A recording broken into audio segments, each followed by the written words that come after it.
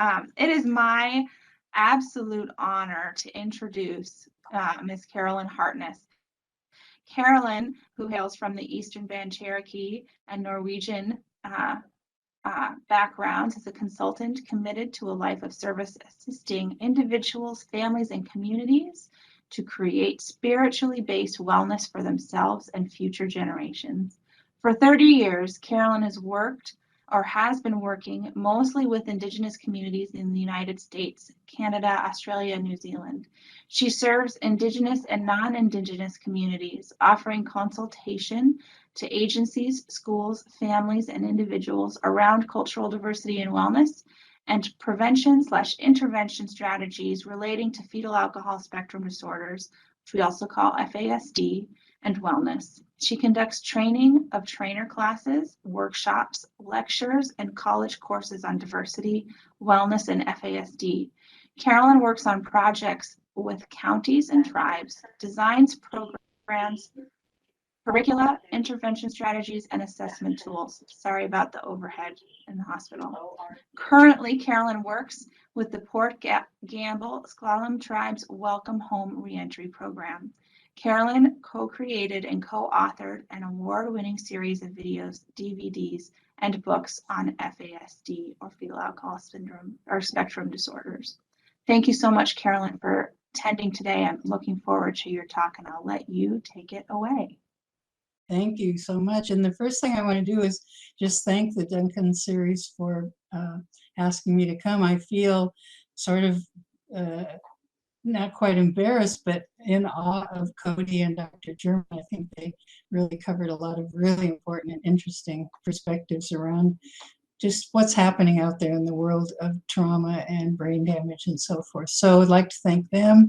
I want to also acknowledge the land that I'm on, of the people of the clear salt water, the Squamish people. And what else do I want to say? I guess I just kind of want to start, maybe you think it's kind of a strange title for a talk. How did we get here? But it was really a question that I started asking myself very early on. So I'm going to spend a little bit of time just doing a quick little history, which will tell a story about my involvement. And I am also going to spend a little bit of time talking about trauma and historical trauma in Indian country, since I work so much with Indigenous communities, and my work in Canada and my work in Australia and with Maori people in New Zealand. Really, it's all pretty much the same issues.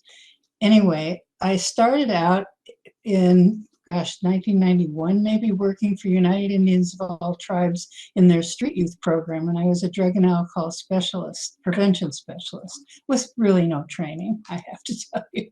And they assigned the program medicine man to be my colleague because of abuse, that there were kids who did not want to have a woman around them because of maybe abuse issues, and the same with men. And Greg, he was an amazing person, and we were going up to Echo Glen and working with incarcerated Indian youth there. I was going into 3rd and 4th grade classrooms, working with kids whose parents were actively using drugs and alcohol. And I was teaching a parenting class through a Native organization, Hachusada, in Seattle, and I didn't know anything about fetal alcohol. And one day, not too long after I got the job, and I was funded by the health department, Seattle Health Department, we got a letter saying we had to add fetal alcohol syndrome to our curriculum. In my ignorance, I said, hey, I'm working overtime. We've got kids in Indian country. We sometimes do things a bit differently. I had kids maybe living at my house. We were driving around Seattle at midnight looking for kids on the street because they were afraid to stay in the shelters.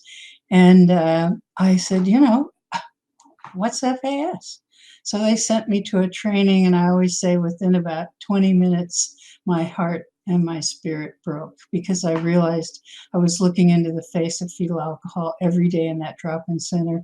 Every time I went to Echo Glen, every time I walked into those 3rd and 4th grade groups of kids whose parents were actively using, and every time I went to the parenting class, where out of 20 people, I might have one parent, and who were the rest? grandparents raising their grandchildren.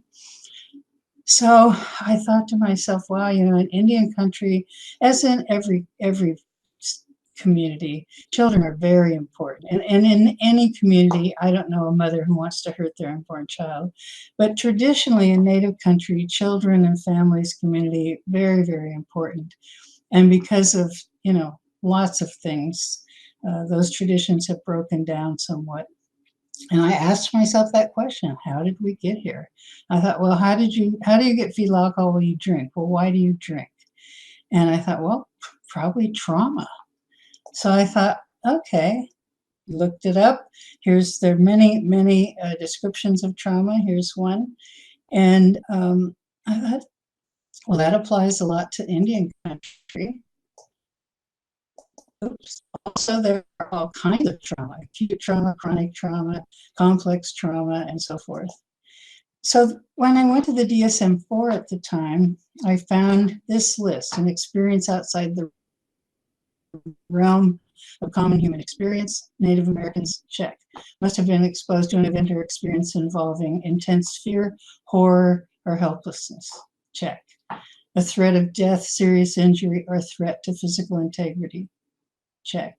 The event or experience may be to you or to others around you, check. Also, in the description, it said that to be chronic, it had to last 3 months or more. And I thought, 3 months, what about 500 years? So of course I had to look at historical trauma. And fortunately, I'm sorry, I need to just adjust my slides over here.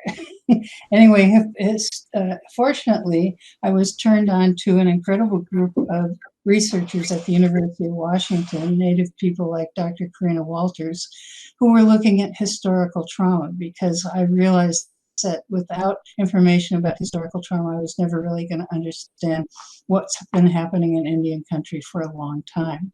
And they were kind enough to let me come to some lectures and also gave me a lot of their slides.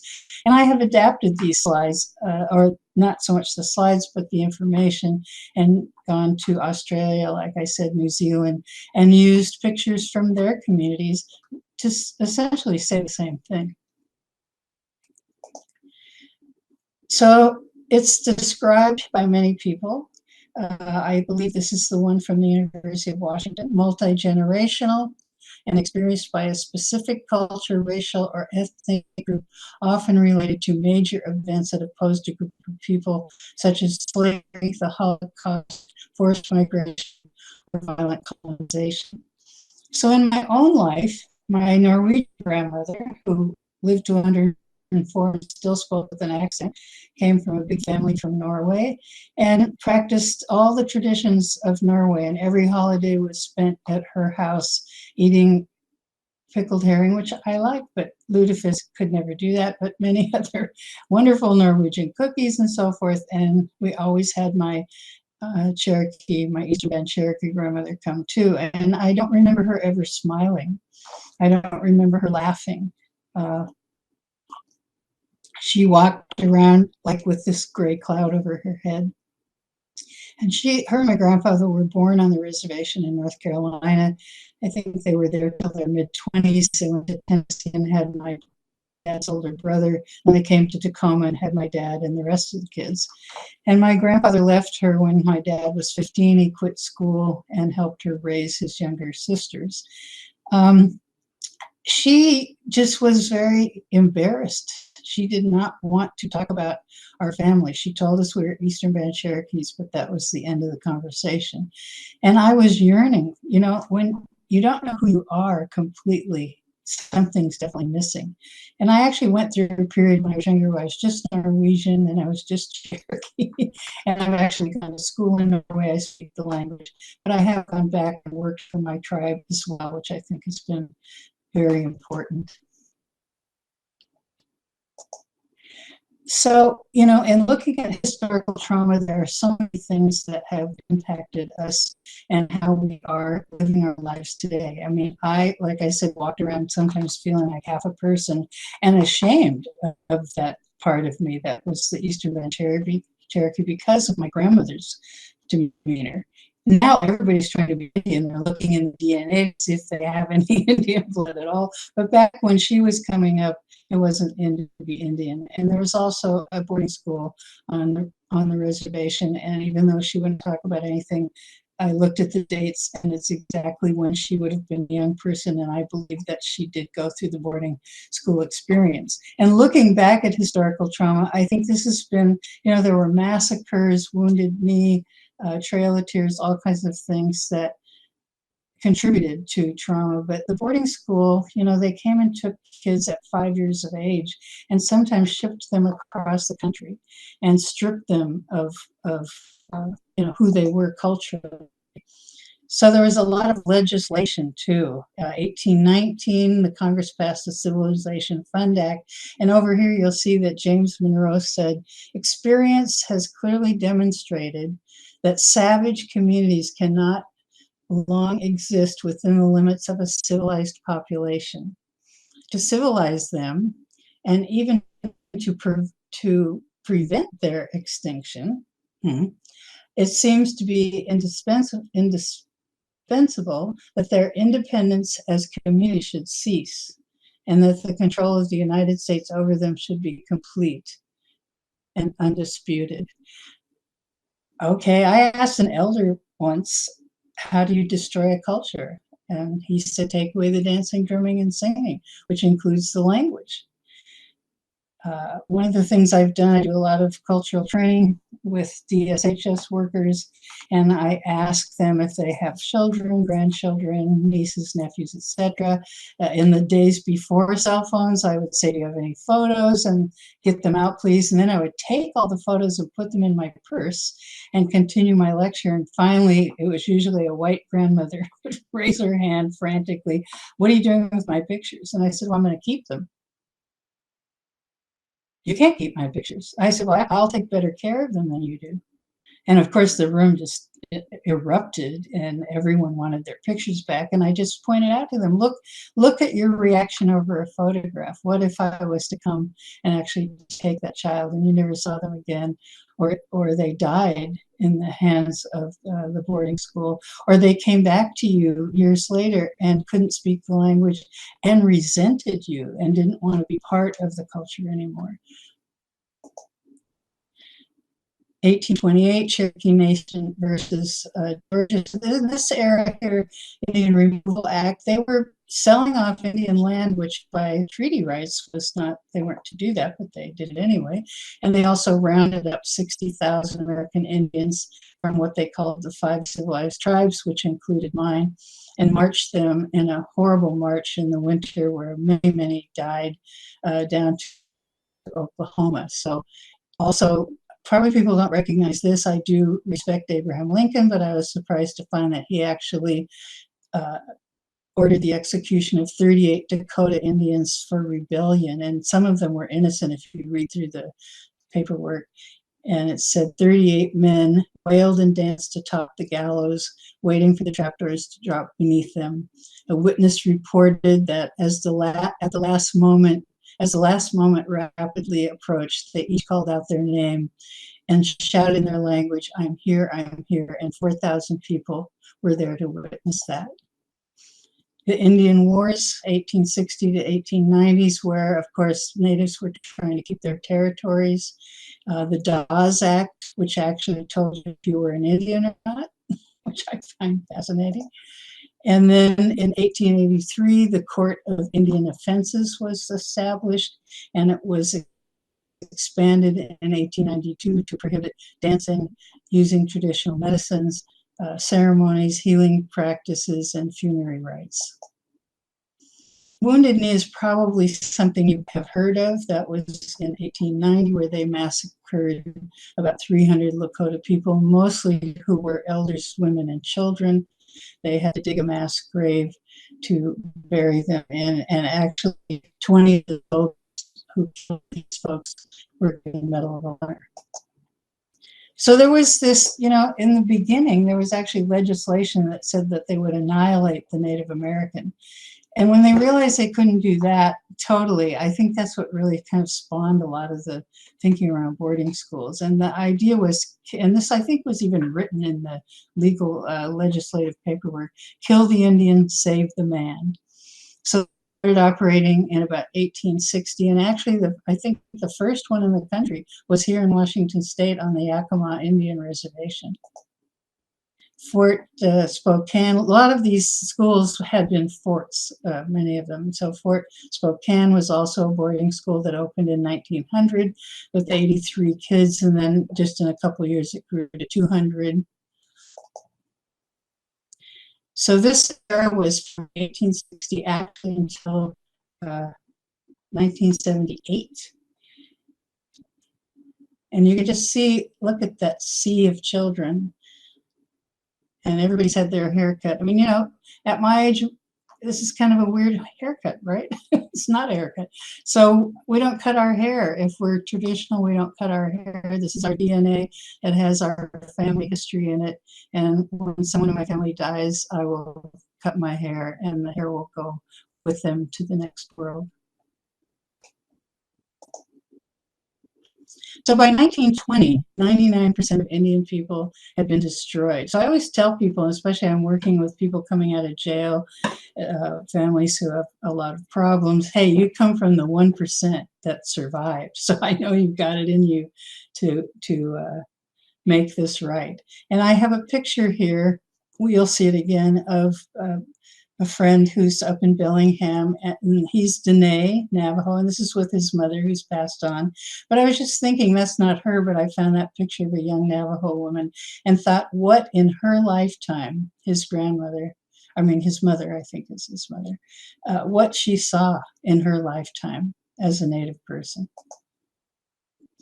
And then there was the 1924 Indian Citizenship Act, and you can see President Coolidge here, and they finally gave, you know, citizenship, but not the right to vote. And then in that same, in 1924, the Snyder Act did give natives the right to vote, but it took many years. It says here that it took 40 years for all 50 states to allow Native Americans to vote. And some fellow here reported, Henry Mitchell, a resident of that state, said that Native Americans were prevented from voting in Maine in the late 1930s. Then there was the Indian Relocation Act. And, you know, this was another attempt, you know, they couched it as this is a way for Native people to become more productive in society, have a better lifestyle, et cetera, et cetera. So they gathered up people from reservations and carted them off to cities like Chicago and the San Francisco area, other places. So you can see these people, it's being advertised as they're going to come to a job that's going to be a great place for them to live and work. And of course they got there, and I have a lot of friends who were part of that and got there and found there were no resources, there was no help. They were looked at strangely, actually, by the rest of the community. And even today, you'll see there's a Relocation Act, it's genocide, people still protesting about that. So again, an attempt to promote assimilation and set up procedures to encourage Indians to move to urban areas and so forth. Then finally, in 1978, when I do my health trainings, and we got the right to burn sage, carry eagle feathers. Although you can't carry an eagle feather without going to the Eagle Repository in Bend, Oregon, and you have to have letters from your tribal counselor and recognition as a tribal member and so forth. So I don't know how much of a freedom act it is, but it was established in 1978. And that was the same year that they established the Indian Child Welfare Act. So I was part of that a long time ago. I'm trying to remember, it was probably somewhere in the mid-90s that I became, maybe even sooner than that, that I was on the LICWAC, which is the Local Indian Child Welfare Advisory Committee, which is a volunteer group of people that come in to make sure that children are being placed in Indian homes. And that was, when I started really learning about fetal alcohol as well. And I realized, oh my gosh, we are punishing a lot of families who have fetal alcohol themselves for not being good parents and not giving them any kind of support and asking them to do things that in a normal day, a week, a person, anybody would find hard to keep up with. So,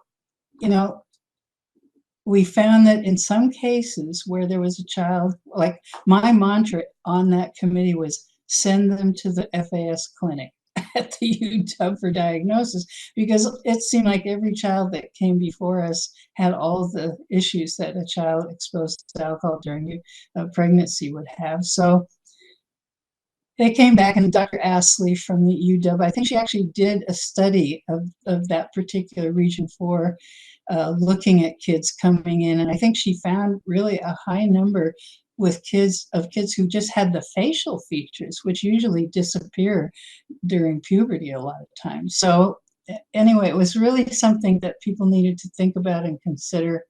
And we just didn't have protocols set up really to help these families and help these children survive. And so the rate of kids in foster care, native kids in foster care, and it still is too high, I think, but very high. Oh, another thing that was difficult was that we found a lot of native families would have made great foster parents, like in their 30s. They'd been maybe through addiction themselves, and moms and dads were clean and sober. But because of the law, the rule that says you can't be a foster parent if you have a criminal record, we couldn't get dads, especially. I mean, I don't really think I know an Indian man, I don't know however successful he might be or not, who hasn't been arrested. So that's been a problem too. So then finally, the DSM-5 came out, and they actually had something you could look up that at least talked about prenatal exposure. So it's now called neurobehavioral disorder associated with prenatal alcohol exposure. And the diagnosis focuses on 3 functional domains. The first domain is your mood, behavior, impulses. Second domain is neurocognitive, IQ, which, IQ, I don't know.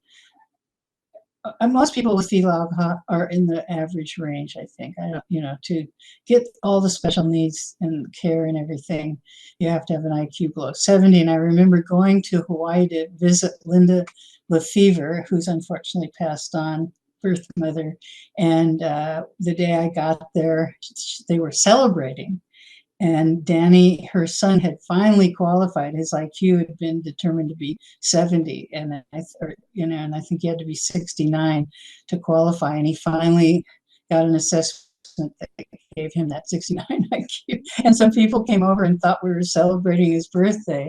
And this is a heavy subject, and you have to find some laughter sometimes, some kind of levity. And we were like, no, he's mentally retarded. We're all excited because he could finally get some help. The third domain is the patient's adaptive functioning and communication, daily living skills, motor skills, and the biggie, social skills. This is the area that takes us all down, I think, in this topic. You can look up statistics. You can prove anything with statistics. So I'm not really sure what the rate is. I mean, how many people just don't know, don't even suspect, haven't been diagnosed, but they say FASDs occur in the United States among children of school age anyway, 1 out of 20. In my time, I know that some powerful experts were saying 1 in 10. Who knows? I don't know. FASDs are 1.5 times as common as autism in the United States, 2.5 times as common as autism in Canada. They figure 6 million people in the United States have an FASD. So one of the things I really want you to take home is this idea of collaborative circle of care. So many before I ever even worked for the health department, I got interested in fetal alcohol when I, like I said, was working for the street youth program. And the state psychologist, and he also was a psychologist in Nisqually. He and I met each other and got together, and we formed an FASD task force. And we had Dr. Streisky and the big people on there, about 60 people. We met for a couple of years, and actually it didn't really go very far. But one of the things we did was we brought Susie Kirschner from Oregon, who's got a, long history of education and experience in autism and fetal alcohol. And she came up and gave us a talk. And I was so intrigued. I drove her back to the airport, and we've actually been really, really good friends ever since and have done a lot of work together. And she coined this collaborative circle of care. And you'll find, this idea of collaboration and the group surrounding the child and the family, which I'm happy to see is proliferating every place. So the collaborative circle of care just requires that we all form a circle around that child, and a single parent especially needs help. Nobody can do this alone. I have an adopted daughter. I met her when I worked in the street youth program when she was 13. She's now 44. Been through hell and back. We are not officially adopted. She adopted me in the Indian way when she was 20, and she has 7 children, 3 before she was 20 and 4 after, and they all are affected, which, I think, okay, I've known about this and talked about it for 30 years. I do as much intervention with her as I can, and yet she continuously had children with fetal alcohol. And I always say, well, I guess unless I could be in the bedroom at the moment of conception, I'm not sure, because I've tried a lot of different ways to educate her around using protective measures during sex. And yeah, anyway.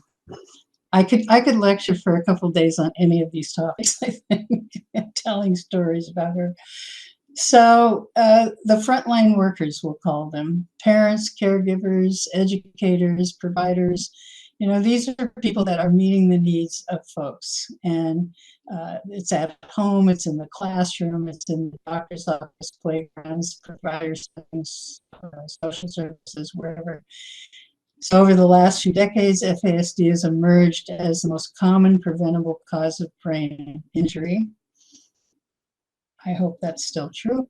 Yet many of the frontline workers and educators have not been provided with the resources to assist them to recognize FASD and address the needs of children and young people. And I have to say, after my so many years of talking about this and just it coming out, 50 years ago, I every once in a while run across someone who absolutely has never heard about it, which is shocking. So all of you to at least talk about this in your circle, with your family, with your relatives, with your friends and your neighbors, just to let them know there is no safe amount of alcohol. When people say, okay, 1 drink, I say, okay, if you put alcohol in a baby bottle, would you feed that to your child? Probably not. Excuse me. So Susie and I worked over the years up in the Canadian Yukon with a very small village up there. She still has continued the work up there. At some point, I ended up heading to Australia and working there, but she made this form that was very useful based on that circle of collaborative care, where people were identified who is in those circles, who's in the family coordination team, the community team, and the education team.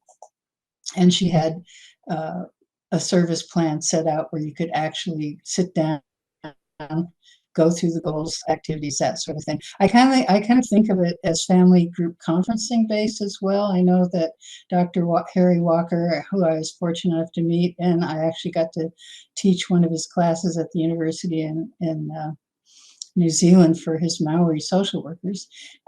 He brought family group conferencing to the States, to Washington. The difference is down there, it's the first thing they do. if a child comes into foster care, and they call it stranger care, they do not call it foster care. They call it stranger care.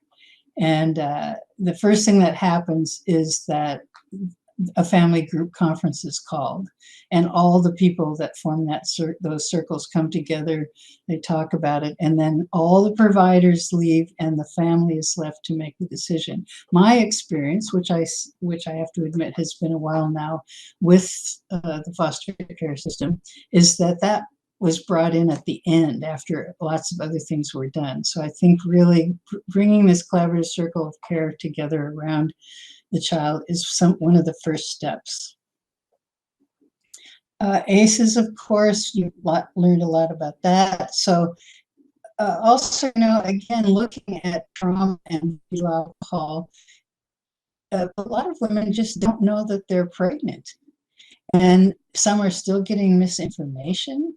I hate to say that, but there are a few physicians and healthcare providers out there that are actually not talking to people about alcohol use during pregnancy. And a few cases where I've even had people tell me their doctor suggested they have a drink if they feel anxious. Well, what is a drink? Is it a little glass of wine, or is it the bottle of wine? So knowing who you're talking to.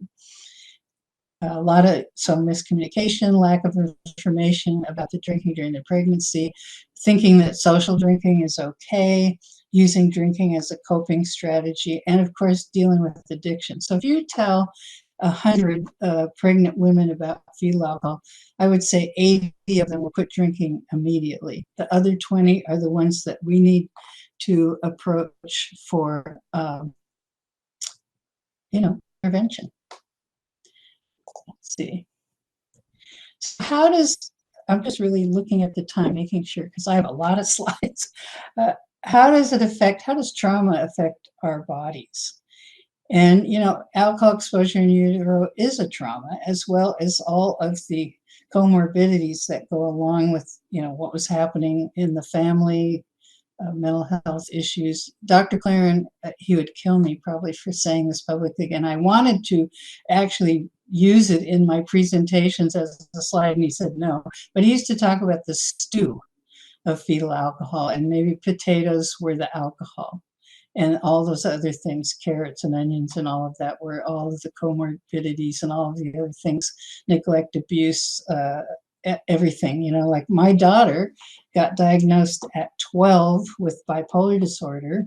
I managed to finally, and she started having children in her teens, and I brought one of the kids to the clinic for diagnosis at the U. And after we're sitting in the middle of the diagnosis, and she looks at me and she goes, "Mom, I have this too, don't I?" And I said, "Well, I can't diagnose, but absolutely."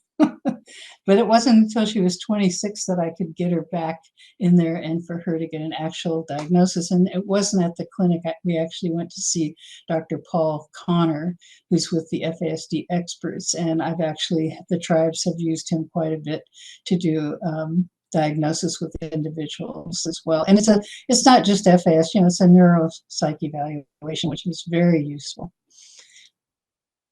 What else?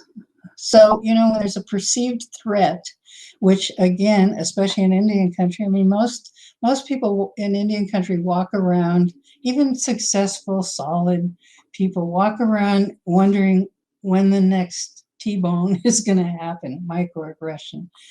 I remember when I worked for the health department, being hired as one of two people on a team, and the woman I worked with was wonderful. She was my supervisor, and one day she said to me, "You must have had highly educated parents." Obviously a compliment. And I said, "Why would you say that?" And she said, "Oh, you're articulate and successful." And I thought, I said, "Well, actually, my dad had to leave school when he was 15, and my mother graduated, but she was a musician and an artist, and my father really wanted us to read and get educated. She wasn't. She was much more into the arts." And she said, "Oh, that surprises me." And we worked on a floor with probably 200 employees who were pretty much all white. I was the only Native. I think we had one African American, one Filipino worker. And I really liked her. And this is a place where an Indigenous person might make a decision is this person going to just be an acquaintance to me or a friend? And I decided I really liked her and I wanted her to be a friend. So I had to take her to school. And I said, have you asked everyone else on the floor this question? And it took her a second, but she was quite smart and went, oh, I'm so sorry. Why would she have to ask me? Why would I have to have highly educated parents to be successful? So she wrote me like a 9-page letter of apology. And then a week later, some of the kids from the street youth program I'd worked in, which was in the same building we were in, came up to visit, as they did now and then. And she came in and said to them, do you know anything about the missing money in the break room? Again, had she asked everybody on the floor. So discrimination, these things are hard to step away from. And she saw herself as someone who didn't judge and was very open-minded, and she felt terrible. So we have to work on these things. All of us have prejudice. All of us have prejudice.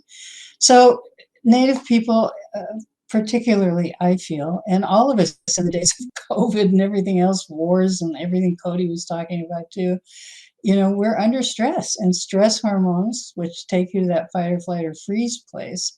Once you've gotten over the initial shock and the situation, if you are healthy that way, your heart rate, blood pressure, all that returns to normal. But if it's reoccurring and constant stress, then there are problems that start becoming long-term that can affect you neurologically, psychologically, physically, and socially.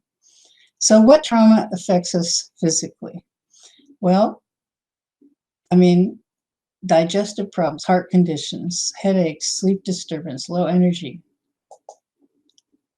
Psychologically, depression, anxiety, panic attacks, being fearful, extreme anger, emotional numbness. Psychologically, again, can cause people to have eating disorders, substance abuse, self-injury, violence. I like this cartoon. It says that anxiety you have, it's all in your head. Yep, that's generally how mental disorders work in your head. But I put this little picture in here with the help because we have to remember that behaviors, even though the person can't explain it to you, that behavior is a cry for help in many cases. That you have to really look, and we're going to talk, hopefully we'll get to that, about intervention mapping, something I came up with many years ago as a way to look at intervention strategies for behavior. Neurologically, causing problems with communication. Hippocampus can shrink, so we can possibly have memory problems, concentration issues. Neurodevelopmental difficulties place people with this disability at a higher risk of victimization and unintentional victimization. So my daughter has such a hard time organizing. She just can't do it. And so for many years, I would just come to her house and clean. And so, she had more kids, and I was grandmother, and she said, I don't want you to come over here anymore and clean. I just want you to come over and be grandma. And I said, well, it's just too hard, and all of you need a more organized environment. And she said, well, I have friends coming over this weekend to help me clean. I said, okay. So I called her on Sunday, and I said, so did the house get clean? And there was kind of silence. And she said, well, not really. And I said, did your friends come? Well, these people that she labels friends are people she'd met a day or two before. And when they came, they stole everything from her. So she's so open-hearted and generous and trusting. And she, as many of our folks, can be victimized easily, and also can become perpetrators as well. And also they can become addicted to many things. So again, prolonged stress may cause some people to withdraw from normal routines and relationships, which can increase psychological conditions and disorders. I think my daughter now has, 6 diagnoses, the bipolar, PTSD, what else? I can't even remember all of them. Schizoaffective disorder, some sort of detachment disorder. She has a lot of them. And medication for these folks is difficult, very difficult. It's difficult to find somebody who can actually prescribe drugs and is willing to look at it almost like on a weekly basis. She's been given drugs that really work for some people with her different diagnoses, but don't always work for her. And that could be just that she came into the world with a chemically altered brain in the first place. So, don't know, but that's a difficult one, medication. And again, our folks with an FASD can be very challenged in social settings. I'll tell a quick little story. So when she was a teenager, Facebook had arrived, and I started getting emails from this man in Florida, long emails about how he admired my work and this. And I thought, oh, maybe in my lectures, because I had traveled all over the United States, he'd seen me. Well, one day she goes, oh, Mom, I forgot to tell you I made you a MySpace page. So I went on and looked at it, and it was butterflies and little hearts, and it looked like a 13-year-old. And under status, it said, looking for a relationship. And we couldn't take it down. I told her I'm a professional person that people are going to look up. And she couldn't understand that. She just wanted me to be happy and find a relationship. So people with an FSD could turn to digital connections instead. She gets herself, I'm afraid, in a lot of trouble on Facebook. She has done that in the past. Sorry, I have to keep flipping over here. And, you know, kids with an FSD also struggle to understand the impacts of their behavior, which can make it hard to assess risk and identify potentially unsafe situations. And that has been so true for her. She's unfortunately experienced a lot of sexual abuse and physical abuse and neglect. And, you know, she just thinks everybody's wonderful and they all love her and she loves everybody. So social interaction, yeah, problem. Internet safety. I think it was Dr. Ooh, no, I might forget. Anyway, one of our, I should have written it down.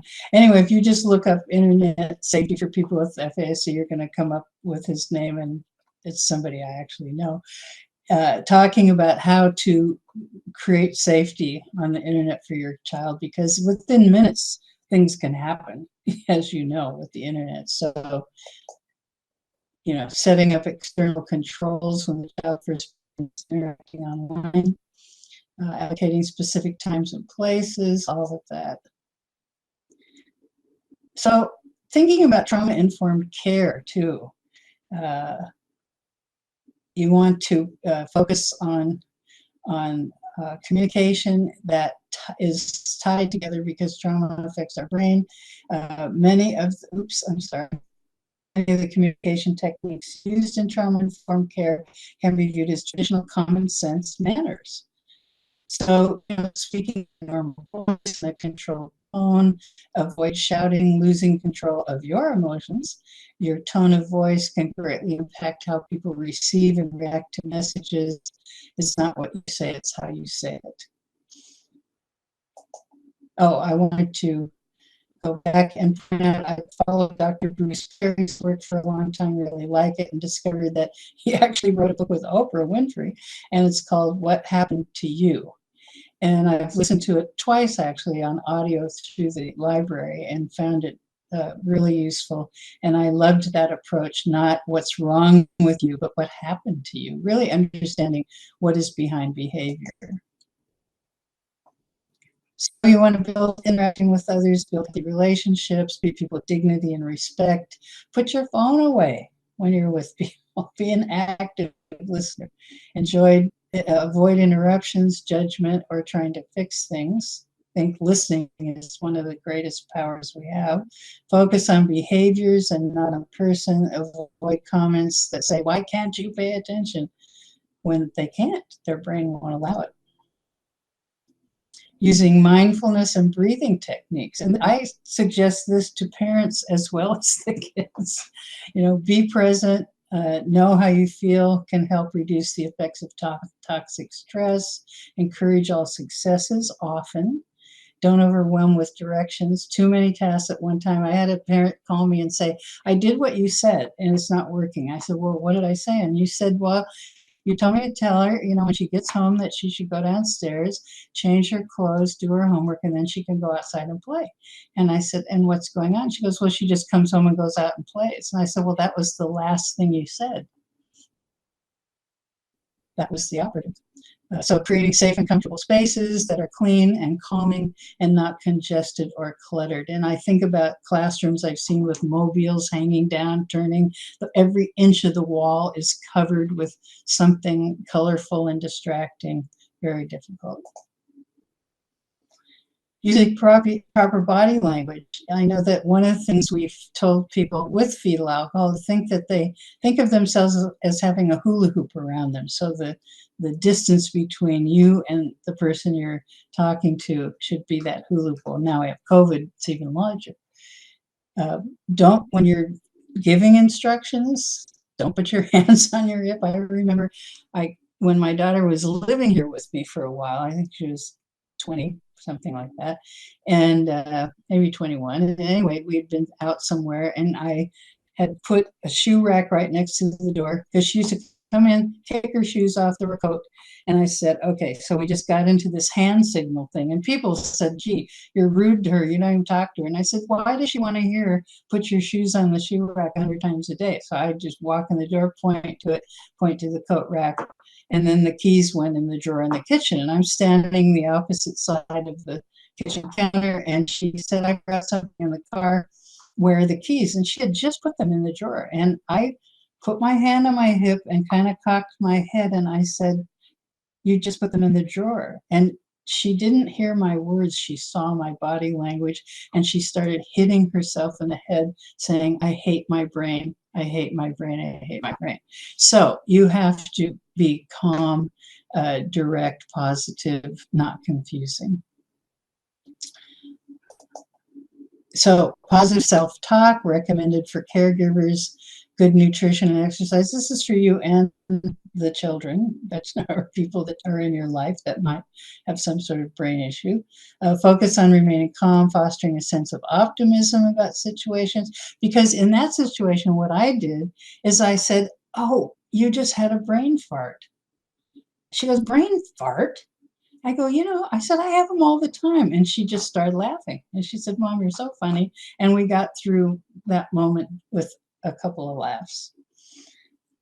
Let's see, leaning into empathy, flexibility, and self-confidence can also lead to a higher sense of resilience for you and your child or patient. So another big thing to walk away from this with, and am I going to make it in 10 minutes, is understanding environment. That environment triggers behavior, whether it's wanted or unwanted. And this is the intervention mapping I was talking about. Ooh, I didn't know it did this. And and you can find many other models very similar to this. Observation, you have to be a really good observer. Like, what are you really looking at? Are you really looking at an angry person? Or are you looking at an overstimulated person, a tired person, a person whose meds have worn off? Then you have to create structure, and that means routines, and that means physical structure that people can navigate successfully. You have to repeat, be consistent. Dinner time, same time every night. They sit at the same place at the table every night.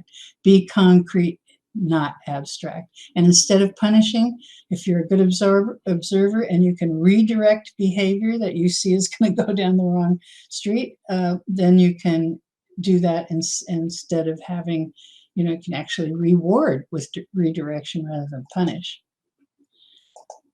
Oh, I'm so sorry that's doing that. So what do I mean by their environment? Well, their physical environment can be affected by textures, colors, tags, loose, closed too tight or too loose, seams that aren't sewn down, textures, colors, smells. My daughter won't eat certain foods because of the texture. Sometimes it's the smell, sometimes it's the color. And all or some of this all may be overstimulating and irritating the child. The brain is another environment. So what are neurological problems? Do they overreact? Do they become possibly violent or withdraw, become impulsive, sudden mood changes that are many times caused by the change in the environment? I remember she has certain people she just loves, and it was her birthday, and we invited just these 5 people, and when a 6th person showed up, she disappeared, and I found her retreating in my office, and she said, "Tell everybody I love them, but it's too much." And so it was just, even though that person was someone she welcomed and loved, it was too much for her. The physical environment. Anything changing. Julie has a great story. I don't have time to tell it, about buying new furniture in her house and what that did. Getting these little hideaways in classrooms or in homes is a really good idea. Just a retreat place of any kind. Lighting, like Cody said, forget the fluorescent lights. Temperatures, we may feel okay, they may feel too hot, too cold. The environment may be confusing. They can maybe sometimes hear at a level we're not really aware of. Again, colors, certain colors can trick that, start, overstimulating, and clutter for sure. So again, observing the physical environment, too many people in the room, colors, number of things, too much movement, and creating structure. So we all respond to structure. I know I need a lot of structure, and some of us need a great deal and some need not as much, but our child or person with fetal alcohol usually needs more than normal. And so we have to provide the structure on a continuous basis. 10 minutes of unstructured, non-supervised time sometimes can cause big problems. So the physical environment will give your child cues. And once you've placed furniture, toys, games, project clothes, don't move them. And this is the child and the caregiver. Are you feeling lost? What does come next? So visual aids work. I was at my the twin grandsons when they were about 12. I was over there. Rooms are a mess, and I bring them up, and one of them, identical twins, one very affected, one not as much at all. They don't even look alike. And the boy who isn't as affected, I said, okay, let's start cleaning up your room. And he immediately started taking clothes that were dirty, putting them in the basket, putting his other clothes in the closet. And his brother just stood there with a scowl on his face, which unfortunately could be, interpreted as anger and I'm not going to do it and so forth. But really, he didn't understand what clean the room. Clean the room was way too abstract. I had to say, okay, can you find all your dirty socks? And now put them on the bed. And then we'll get the hamper. So now go get the hamper. Now put the dirty socks in the hamper. And that's how, and he did it willingly and was successful. And we also labeled drawers and, color-coded clothes and had open spaces. So looking at furniture placement, toys, project clothes, all of that color coding. Again, provide structure with routines and show them how to do things. I put this little daisy chain looking thing here because I took my sort of son, I call him, who's not affected. He actually, I think, is on the autism scale, but quite successful guy. When he was 5, I took him to New Zealand with me, and he didn't understand. I put a map on the wall to show him the distance between where we were and where we were going. And then I put the days on the chain, and every day he broke a chain off so he could visually see that we were getting closer and closer to the time we were leaving. Again, drawing pictures using labels. Routines, again, you may use visual cues to help your child remember the steps. I have so many stories to tell around each of these. So pictures of them brushing their teeth, making a bed, whatever. Sleep is so important to all of us. And so, they often have disruption from my daughter. We've done everything to try to help her sleep through the night, and ceremonies and medication, everything. And she still struggles with that. So, trying to have the same bedtime every night, not having distractions, and maybe giving them something like a toy that they really love that they can cuddle with when they sleep. And if you travel, take that with you. And don't beat the blind child for not reading the blackboard. If they can't sleep, they can't sleep. Again, repetition, repetition, repetition. And this anger management is for you as well as for them. So you need to control your emotions because they do what they see. We need to create calmness for ourselves and them, and we all need to take 5. And there's no timeouts. Timeout is a place where a child is supposed to sit and reflect on their behavior and plan for the future, and all that's none of that's happening. They're just wondering, when can they get out of this, and does mom hate me? So again, repetition. So I say again, patience. Take a deep breath. Repeat it with love, patience, and hope in your heart and your voice. Be consistent.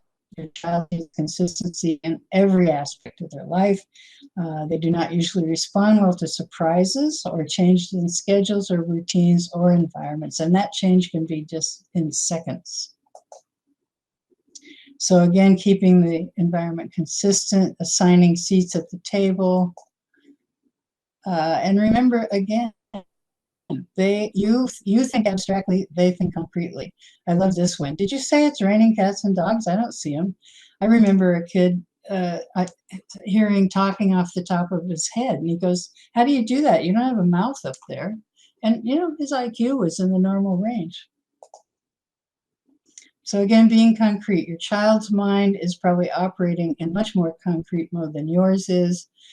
This is not going to change probably over time. Difficult for your child to think abstractly, which could give them trouble with math, for example. And more dramatic, however, is the effect this has on their ability to weigh the right and wrong way to behave or make a decision. So again, being concrete includes avoiding abstraction, give one direction at a time, remembering that you might have a 15-year-old chronologically, but academically and socially and all those other things, they might just be 7. So constant reinforcements, reward should be given for each step immediately. Because saying, you were such a good boy this morning, that's not going to be helpful. You got to give the reward in the moment of the behavior that you want. So redirection reinforces boundaries and rules. Punishment for a faulty memory or confusion because of overstimulation will only make learning more difficult. If your child does something that you want to reinforce, reward immediately. Remind them of what they did that was successful, even if it was just an attempt. It's difficult to correct behavior or redirect it. Appropriate consequences are often really difficult. And whatever you do, do it immediately, but no judging, no punishment. And the timeout, there's, again, timeouts are out for them, but we all need a power chair, you and your child. So remember that I am extra sensitive to my environment. These are all from my colleague, Susie Kirschner. I'm extra sensitive to my environment, and I have a hard time not being distracted. Remember, please keep lights and sound low. Please don't seat me at group tables and expect me to focus on anything except socializing. These carols work really well. Please help me have an organized, structured, and quiet place to work and play. Please show me what I'm doing is right so I can do more of it. I feel frustrated and feel like a failure a lot of the time, so giving up is easy, following through is hard. So attitude, your attitude, is the glass half empty or is the glass half full? That's how you have to approach it, half full. So remain positive. Remember, this is 24/7, and without the collaborative circle of care, it's really an endless job. So please ask for help, and somebody might have what you need. So never give up, even when it seems hopeless. And remember humor. Humor helps all of us. You've got to find something to laugh at. So laugh often, see the bright side. Crying doesn't always help, but sometimes it does. So looking, I don't know, do we have time? I think probably we're getting close to the cutoff here. Trauma-informed care, I was looking at Dr. Christy Hahn, who's managing behavioral health, complex product development for Aetna Medicaid. And she says the interesting thing about trauma-informed care, and especially as it is to do with providers and their practices and how they work with their patients and consumers and clients, is that there's no single nationally recognized accreditation body or certification body that says you provider are trauma informed. And maybe Cody or Dr. German can tell me if that's still the case or not. So realize that trauma exists in your patient and other members. Recognize that trauma during the individual's encounter. I know Indian people often just use the emergency center to go for their medical care because they don't really trust the medical community. Response, accurately respond to it. Response that will be successful at delivering trauma-informed care. Resistant re-traumatization. Do not, I know many situations where you have to tell your story over and over and over again, and people get re-traumatized. So being patient, having a good sense of patient trust, I think this is the most important thing that I've come across, especially working in Indian country, is the first thing you have to do is build trust and build relationship. Let's see. So I think we're getting close to the end. Slides, I'm assuming, are available. So anything I'm skipping over here at the end can be looked at later. Your slide decks are included in our handouts. Okay, good. And so this fellow, Dr. Fish, is talking about what it's like to provide care now with Zoom and how much, for some people, like in the reentry program, we do a lot of talking circles with our clients, and sometimes they tell more in the Zoom environment that they do in our one-on-one situation. So you have to kind of feel people out to see if they feel comfortable speaking. And you're also looking into their home. You're seeing what's going on in their backgrounds. So it's an invasion, he says. It's their personal space, and so you absolutely have to be respectful of that. Clinicians should also be aware of different social determinants of health that are at play, reframe their coaching from there, have to be respectful. People come from different socioeconomic situations, and really important that patients know that for me, it's the person first, and I'm always going to have your back regardless of what situation you come from. And Carolyn, we're just at time. Okay, I'm going to stop. This is just, that there's legislation going on. And I think this got passed. I'd have to ask Julie probably, the FASD Respect Act. I think that's it. Great, thank you so much. And then there was just a couple of comments from our Q&A. If you can share that form regarding the Circle of Care form in the Family Coordination Plan, if you can just send that to me, I can send it out to our attendees here. Okay. And then just another comment about, even though the voting rights may be legally allowed in 50 states for Indigenous people, some states have figured out ways to prevent them from voting, like requiring a physical address. So just to make that note. Remote tribes who are out. Yeah, absolutely. Thank you for recognizing that. Yeah. Thank you so much, Carolyn. It was a great talk. Thank you so much. Okay, thank you. Thank you so much.